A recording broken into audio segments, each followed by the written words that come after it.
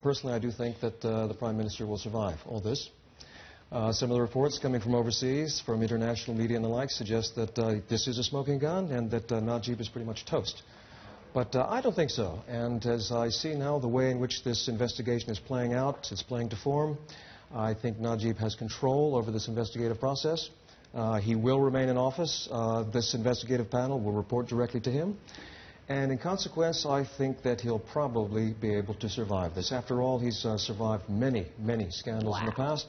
This one's a little more serious than most, but I think ultimately he'll survive this one too. That is incredible, because even Dr. Mahathir, of the same party, by the way, who is still highly influential in Malaysian politics, he's come out to call on Najib to resign. Yes. So even with this fracturing within the ruling party itself, Mahathir saying, step down, Najib's going to survive this?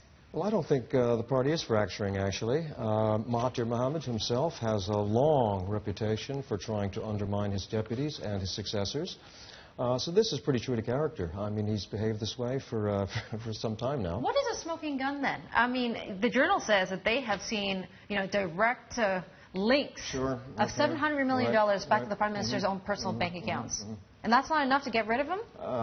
Well, look, it doesn't matter whether there's a smoking gun or not. It's what people in UMNO want to believe. And it appears to be the case that the Prime Minister still has rock-solid support within his party. Yeah, well, okay, well, what does it say about the future of UMNO, the single-party rule in Malaysia for the last few decades? You've got to understand what UMNO is. The United Malaysian National Organization is not just an electoral vehicle. It's also a gigantic patronage machine.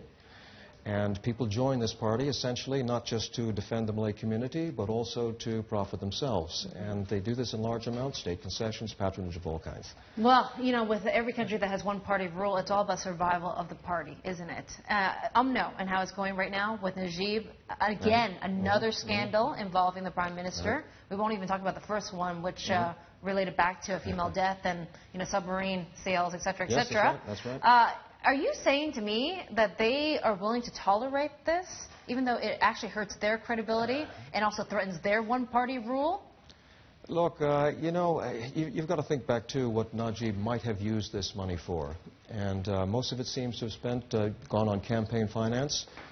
These transfers took place in 2013. The accounts were closed in 2013. The other thing that happened in 2013 was the general election.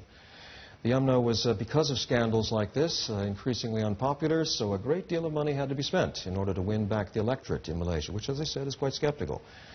The money was spent, enough votes were brought back that UMNO survived that, and the party has, breathed a huge sigh of relief. And so I don't think they're much concerned about any smoking gun. Wow. What they're concerned about is their own survival.